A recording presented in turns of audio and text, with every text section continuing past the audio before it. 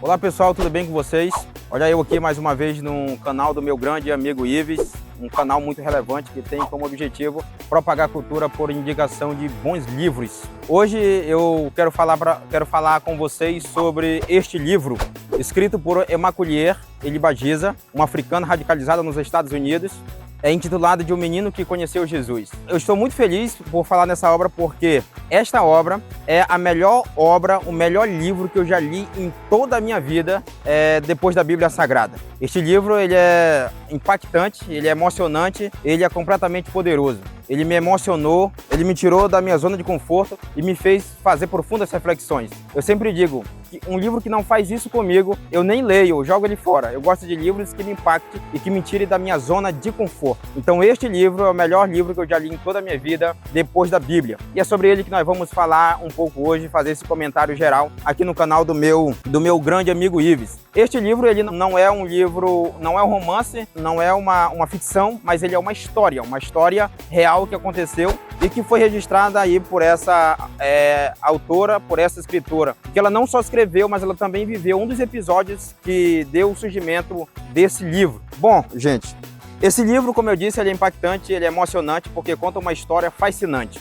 Acontece que Segatasha, um menino analfabeto, nunca pisou numa escola, nunca pisou numa igreja, nunca tinha pegado uma Bíblia na mão, morava em uma aldeia em Quiberro, junto com seus pais e mais 4 irmãos, bem distante do povoado, que cuidava de algumas cabras e de uma única vaca que eles tinham e fazia algumas plantações de grãos. Acontece que Segatasha, ao acordar de manhã, foi ver a plantação que eles tinham feito e ao chegar lá, ele viu que a plantação estava muito bonita e ao voltar para casa, era um pouco longe, ele foi no riacho tomar uma água, aí voltou, ao voltar para casa ele sentou debaixo de uma árvore para descansar, até para tirar um cochilo, porque estava muito quente, o sol estava muito, a temperatura muito alta, e ele sentou debaixo dessa árvore para descansar. Acontece que debaixo dessa árvore ele conheceu Jesus, ele encontrou Jesus. E aqui começa essa história fascinante. Jesus faz uma proposta para Segatasha que é a seguinte, ele diz assim: Segatasha, eu quero que você leve a mensagem para o meu povo. E aí Segatasha fica pensando e ele diz assim: sim, eu aceito, com uma condição, se o Senhor me responder todas as perguntas que eu lhe fizer.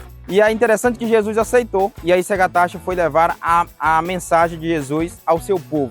O mais interessante desse livro, pessoal, é as perguntas que Segatasha faz a Jesus. As perguntas são completamente interessantes, profundas, existenciais e teológicas, psicológicas e etc. São perguntas assim muito poderosas e que falam conosco, profundamente conosco. Por exemplo, eu só vou dizer as perguntas e não respostas para que vocês possam adquirir o livro, ler, para que vocês possam se emocionar mais. As perguntas que Segatasha faz é muito interessante. Uma das perguntas que ele faz a Jesus é a seguinte: ele diz: Senhor, quem é mais poderoso? Deus, o Senhor, o Espírito Santo? Outra pergunta que ele faz: Senhor, a quem devo orar? A Deus, o Senhor, o Espírito Santo ou a Maria? A outra pergunta que ele faz assim: Senhor, qual o Deus verdadeiro? Uns dizem que é Javé, outros dizem que é Alá. Aqui no meu povo dizem que é esse Deus, o outro povo diz que é aquele outro Deus. Mas qual é o Deus verdadeiro? E aí Jesus vai respondendo para ele. São respostas completamente poderosas.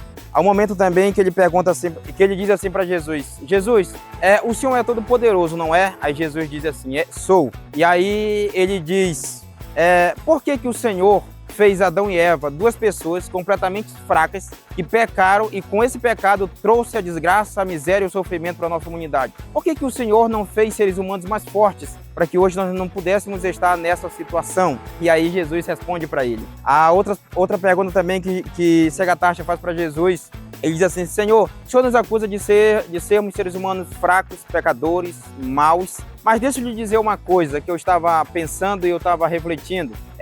O pecado começou lá no céu com a rebelião de Satanás.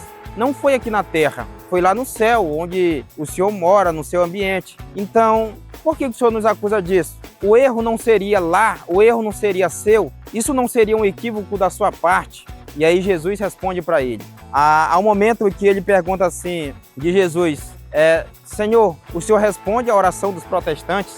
E aí Jesus responde para ele assim, essa eu vou dizer para vocês. Jesus responde para ele: sim, a minha mãe as traz todas para mim. Isso é interessantíssimo. E aí ele faz um monte de perguntas. A pergunta que eu mais gosto é essa aqui. Ele diz assim: Senhor, o Senhor diz que é para nós amarmos os nossos inimigos, orarmos por eles e perdoá-los. Mas o Senhor não ama o seu inimigo, o Senhor não perdoa, o Senhor não ama. Por quê? O Senhor quer exigir uma coisa de nós que o Senhor mesmo não faz. E aí Jesus responde para ele. Então, Sagatártara faz perguntas que têm consumido a humanidade há mais de 2000 anos. Perguntas que eu, você, talvez não teria coragem de fazer. É você que lê a Bíblia, você que estuda. Seria, do ponto de vista de quem estuda, de quem sabe ler, de quem lê Bíblia, de quem estuda teologia, ciência da religião, outras ciências, seria perguntas ingênuas. Mas essas perguntas vindas de uma pessoa que não sabe ler, analfabeto, de alguém que não sabe absolutamente nada, seria ingênua. Então, essas perguntas são interessantíssimas e é um livro completamente profundo, gente. O mais interessante é que a mensagem que Jesus deu a Sagatártara para dar a este povo era que Jesus queria livrar o povo de um mal muito grande que iria acontecer naquele povo. E Jesus mandou ele passar a mensagem de amor, de carinho, que tirasse o ódio do seu coração, porque eles queriam livrá-los. Acontece, pessoal, que teve um dia também que Jesus mostrou a Sagatártara as famílias ruandesas pegando fogo em chamas e sendo dilaceradas por facões. E Sagatártara passou essa mensagem ao seu povo, eles não acreditaram, não deram crédito. Aconteceu que no ano de 1994 aconteceu um dos maiores genocídios da história da humanidade, o genocídio de Ruanda. Se você colocar aí o genocídio de Ruanda, você vai ver aí no Google, até para você se inteirar mais do assunto. Através de uma política má e corrupta, duas etnias atacou uma a outra. Os Hutus atacaram os Tutsis e os Hutus mataram 1 milhão de Tutsis atessado e a facão. Foi uma das maiores atrocidades que aconteceu na história da humanidade. Inclusive, essa pessoa que escreve essa história, ela estava lá, ela é uma das sobreviventes do genocídio. Ela passou quase 3 meses dentro de um minúsculo banheiro, junto com 7 mulheres trancadas para não serem mortas. Ela viveu e aí depois ela retornou em Ruanda para contar a história. Inclusive, pessoal, até o Sagatártara, ele morreu nesse genocídio, né? E o que ficou foi apenas a história que ele deixou. Ele era um visionário, né? Ele tinha visões, ele conversava com Deus e aí as pessoas transcreviam as suas conversas com Deus.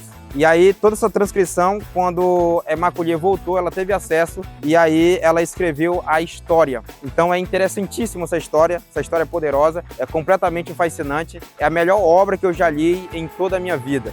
Então, pessoal, leiam, adquire, se emocione com o livro, porque é um livro sensacional, é um livro assim sem igual, é o melhor livro que eu já li em toda a minha vida. Esse livro vai te tirar do teu ambiente de conforto, vai fazer você fazer profundas reflexões, e é um livro também praticamente de introdução à teologia sistemática, porque as perguntas que ele faz, ela transita ou permeia da bibliologia até a escatologia, por exemplo. E não fala só de Bíblia e de teologia, mas fala também de conteúdo de ciência da religião. Porque aqui há um conteúdo de tolerância, há um conteúdo de amor ao próximo, há um conteúdo de carinho, há um conteúdo de respeito e dignidade às outras pessoas. Inclusive, ele conta que quando ele começou a levar essa mensagem ao povo, e ele estava debaixo da autoridade, porque ele foi enviado pelos bispos de Ruanda, e quando ele foi levar a mensagem para os outros povos, ele tinha que pedir permissão dos bispos. E ele disse que alguns bispos não deixou ele levar a mensagem, proibiu que ele fizesse isso, e aí as comunidades protestantes, inclusive pentecostais, permitiram que ele levasse essa mensagem de Jesus às outras igrejas, ao seu povo, e assim sucessivamente. Então isso aqui é uma história de amor, uma história de carinho, isso aqui é uma história profética que precaver a humanidade de seus males, de suas atrocidades. E esse livro, essa moça escreveu o livro para contar, e aqui resultou nessa obra extraordinária. Esse livro já foi traduzido para mais de 10 línguas, vendeu já na casa de milhões, e nós temos ele aqui, é o melhor livro, esse é meu xodó. Eu leio ele praticamente 3 vezes ao ano, porque ele não é só um exercício literário, mas é um exercício existencial. Então, pessoal, muito obrigado, que Deus abençoe.